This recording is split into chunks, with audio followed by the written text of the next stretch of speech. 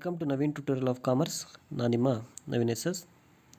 ಇವತ್ತಿನ ತರಗತಿಯಲ್ಲಿ first PUC accountancy ಸಬ್ಜೆಕ್ಟ್ಗೆ ಸಂಬಂಧಪಟ್ಟ ಹಾಗೆ 6 ಅಂಕಕ್ಕೆ ಕೇಳಬಹುದಾದಂಥ ಪ್ರಶ್ನೆ ಮತ್ತು ಉತ್ತರವನ್ನು ಬಿಡಿಸೋ ಪ್ರಯತ್ನವನ್ನು ಮಾಡೋಣ.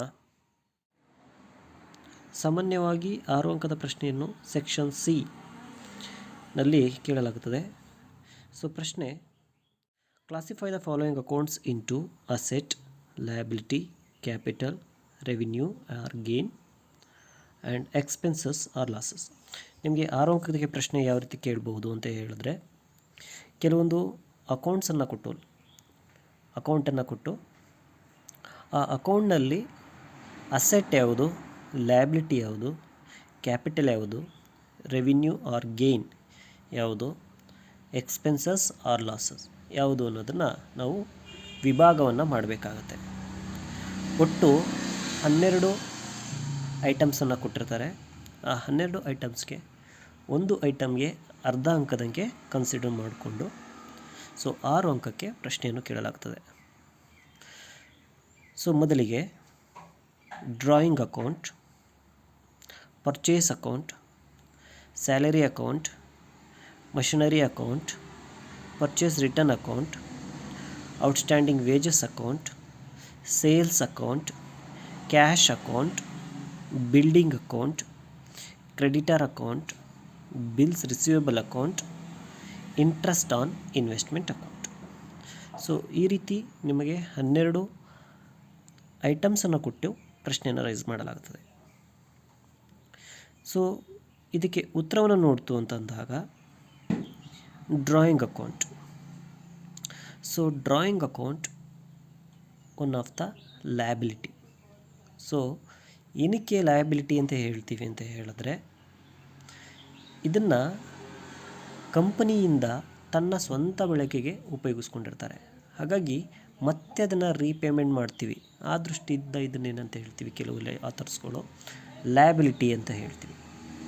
ಇನ್ನು ಕೆಲವು ಆಥರ್ಸ್ ಏನಂತ ಹೇಳ್ತಾರೆ, ಇದು ಕ್ಯಾಪಿಟಲ್ ಅಮೌಂಟಿಂದ ವಿತ್ಡ್ರಾ ಮಾಡೋದ್ರಿಂದ ಇದನ್ನು ಕ್ಯಾಪಿಟಲ್ ಎಂದು ಕನ್ಸಿಡರ್ ಮಾಡ್ತಾರೆ. ಹಾಗಾಗಿ ಎರಡು ಗೊಂದಲ ಬೇಡ. ಹಾಗಾಗಿ ನಾವೇನು ಮಾಡೋಣ, ಡ್ರಾಯಿಂಗ್ಸನ್ನು ಲಯಬಿಲಿಟಿ ಅಂತ ಹೇಳಿ ಕನ್ಸಿಡರ್ ಮಾಡೋಣ. Second one, purchase account. Purchase ಮಾಡಿದಾಗ ಸಾಮಾನ್ಯವಾಗಿ ಕೈಯಿಂದ ಅಥವಾ ಕಂಪನಿ ಕೈಯಿಂದ ಹಣ ಹೊರಗಡೆ ಹೋಗುತ್ತೆ. ಆ ದೃಷ್ಟಿಯಿಂದ ಎಕ್ಸ್ಪೆನ್ಸಸ್ ಆರ್ ಲಾಸಸ್ ಅಂತ ಹೇಳಿ ಕನ್ಸಿಡರ್ ಮಾಡೋಣ. Next, salary account.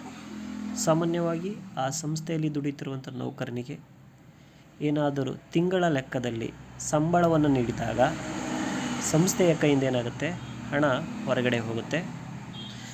ಆ ದೃಷ್ಟಿಯಿಂದ ಸ್ಯಾಲರಿಯನ್ನು ಎಕ್ಸ್ಪೆನ್ಸಸ್ ಆರ್ ಲಾಸಸ್ ಎಂದು ಕ್ಲಾಸಿಫಿಕೇಷನ್ ಮಾಡ್ಬೋದು. Next, machinery account. Machinery account asset. Machinery account ಒಂದು ಫಿಕ್ಸ್ಡ್ ಅಸೆಟ್ ಆಗಿರುತ್ತೆ. ಅಂದರೆ 1 ವರ್ಷಕ್ಕಿಂತ ಹೆಚ್ಚಿಗೆ ಬಳಕೆ ಮಾಡುವಂಥ ಆಸ್ತಿ ಆಗಿರುತ್ತೆ. ಹಾಗಾಗಿ ಇದನ್ನೇನಂತ ಕರಿತೀವಿ, ಸಾಮಾನ್ಯವಾಗಿ ಅಸೆಟ್ ಆರ್ ಫಿಕ್ಸ್ಡ್ ಅಸೆಟ್ ಅಂತ ಹೇಳಿ ಕರಿತಾ ಹೋಗ್ತೀವಿ. ನಂತರ ಪರ್ಚೇಸ್ ರಿಟರ್ನ್. ಪರ್ಚೇಸ್ ರಿಟರ್ನನ್ನು ಸಾಮಾನ್ಯವಾಗಿ ರೆವಿನ್ಯೂ ಆರ್ ಗೇನ್ ಅಂತ ಹೇಳಿ ಕರಿತೀವಿ. ಏನಕ್ಕೆ ಅಂತ ಹೇಳಿದ್ರೆ, ನಾವು ಮೊದಲು ಗೂಡ್ಸನ್ನು ಪರ್ಚೇಸ್ ಮಾಡಿದಾಗ ನಮ್ಮ ಕೈಯಿಂದ ಅಥವಾ ಕಂಪನಿ ಕೈಯಿಂದ ಏನಾಗಿರುತ್ತೆ, ಹಣ ಹೊರಗಡೆ ಹೋಗಿರುತ್ತೆ. ಅದೇ ರೀತಿ ಒಬ್ಬ ಸಪ್ಲೈಯರಿಂದ ಗೂಡ್ಸ್ ಮತ್ತೆ ಸಂಸ್ಥೆಗೆ ವಾಪಸ್ ರಿಟರ್ನ್ ಬಂದಾಗ ಅದರ ಮೊತ್ತ ಏನಾಗುತ್ತೆ, ಸಂಸ್ಥೆ ಒಳಗಡೆ ಬರುತ್ತೆ. ಆ ದೃಷ್ಟಿಯಿಂದ ಇದನ್ನು ರೆವಿನ್ಯೂ ಆರ್ ಗೇನ್ ಅಂತ ಹೇಳಿ ಕನ್ಸಿಡರ್ ಮಾಡ್ಕೊಳ್ತೀವಿ. Next, outstanding wages account. Outstanding wages ಅಕೌಂಟನ್ನು ನಾವು ಲಯಬಿಲಿಟಿ ಅಂತ ಹೇಳ್ಬಿಟ್ಟು ಕರಿತಾ ಹೋಗ್ತೀವಿ. ಸಾಮಾನ್ಯವಾಗಿ ಔಟ್ಸ್ಟ್ಯಾಂಡಿಂಗನ್ನು ಡ್ಯೂ, ಅನ್ಪೇಯ್ಡ್ ಅಥವಾ ಪೆಂಡಿಂಗ್ ಅಂತ ಹೇಳ್ಬಿಟ್ಟು ಕರ್ಕೊಂಡು ಹೋಗ್ತೀವಿ. ಅಂದರೆ ಆ ಅಕೌಂಟಿಂಗ್ ಇಯರನ್ನಲ್ಲಿ ಅದನ್ನು ಪೂರ್ಣ ಪ್ರಮಾಣದಲ್ಲಿ ಕೊಟ್ಟಿರ್ಲಿಕ್ಕೆ ಸಾಧ್ಯ ಇಲ್ಲ. ಹೋದ ವರ್ಷದ ಸ್ವಲ್ಪ ಬಾಕಿ ಇದೆ, ಆ ಬಾಕಿ ನಾವೇನು ಮಾಡಬೇಕಾಗುತ್ತೆ, ಕೊಡಬೇಕಾದಂಥ ಜವಾಬ್ದಾರಿ ಇದರಿಂದ ಅದನ್ನು ನಾವೇನಂತ ಹೇಳ್ತೀವಿ, ಲಯಬಿಲಿಟಿ ಅಂತ ಹೇಳ್ಬಿಟ್ಟು ಕರ್ಕೊಂಡು ಹೋಗ್ತೀವಿ.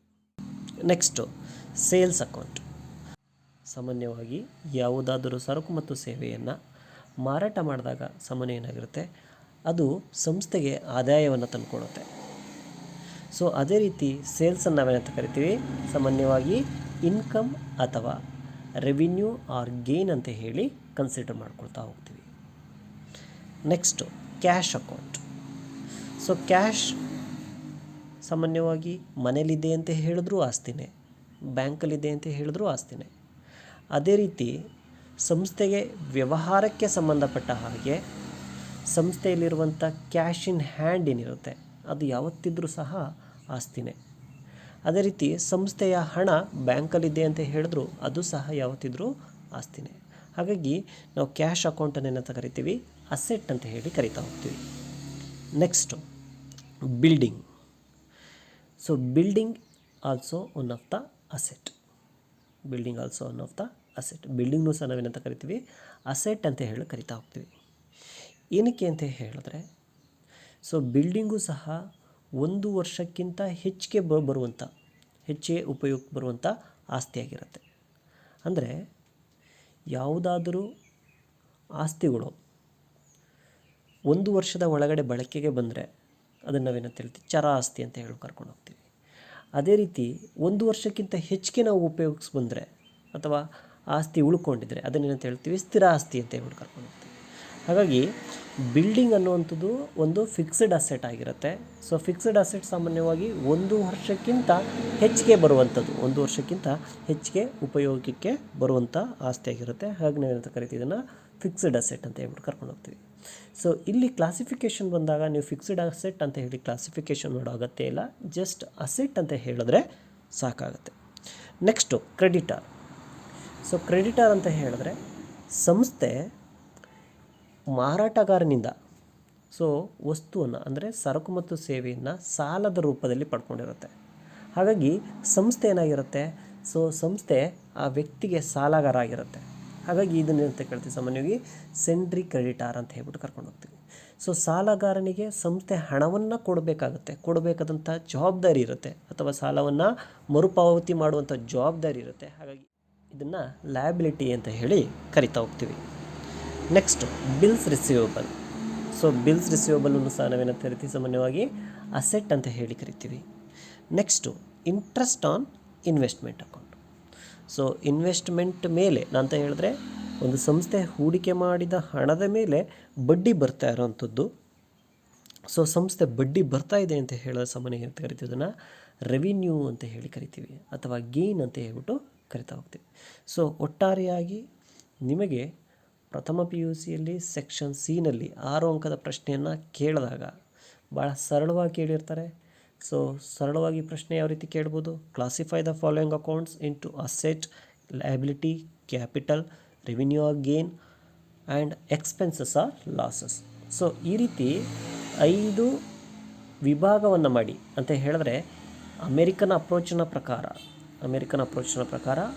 5 ಅಕೌಂಟ್ಸನ್ನು ಕೊಟ್ಟು ಯಾವ ಅಕೌಂಟ್ಸಿಗೆ ಯಾವ ಐಟಮ್ಸ್ಗಳು ಬರ್ತಾ ಹೋಗ್ತವೆ ಕ್ಲಾಸಿಫೈ ಮಾಡಿ ಅಂತ ಹೇಳ್ಬಿಟ್ಟು ಪ್ರಶ್ನೆನ ಕೇಳ್ತಾರೆ. ಇವತ್ತಿನ ವಿಡಿಯೋದಲ್ಲಿ ಸಾಮಾನ್ಯವಾಗಿ 6 ಅಂಕವನ್ನು ಅತಿ ಸುಲಭವಾಗಿ ಯಾವ ರೀತಿ ಗಳಿಸ್ಬೋದು ಅನ್ನೋದ್ರ ಬಗ್ಗೆ ಚರ್ಚೆಯನ್ನು ಮಾಡಿದ್ದೀವಿ. ಮುಂದಿನ ತರಗತಿಯಲ್ಲಿ ಸೊ ಇನ್ನೊಂದು ಪ್ರಶ್ನೆಯೊಂದಿಗೆ, ಇನ್ನೊಂದು 6 ಅಂಕದ ಪ್ರಶ್ನೆಯೊಂದಿಗೆ, ಇನ್ನೊಂದು 12 ಅಂಕದ ಪ್ರಶ್ನೆಯೊಂದಿಗೆ, ಅಥವಾ ಪ್ರಾಕ್ಟಿಕಲ್ ಓರಿಯೆಂಟೆಡ್ ಪ್ರಶ್ನೆ ಅಂತ ಹೇಳಿದ್ರೆ ಪ್ರಾಯೋಗಿಕ ಪ್ರಶ್ನೆಯೊಂದಿಗೆ ಮುಂದಿನ ವಿಡಿಯೋದಲ್ಲಿ ಚರ್ಚೆಯನ್ನು ಮಾಡೋಣ ಅಂತ ಹೇಳ್ತಾ ಇವತ್ತಿನ ತರಗತಿಯನ್ನು ಮುಗಿಸ್ತೀನಿ. ಎಲ್ಲರಿಗೂ ಧನ್ಯವಾದ.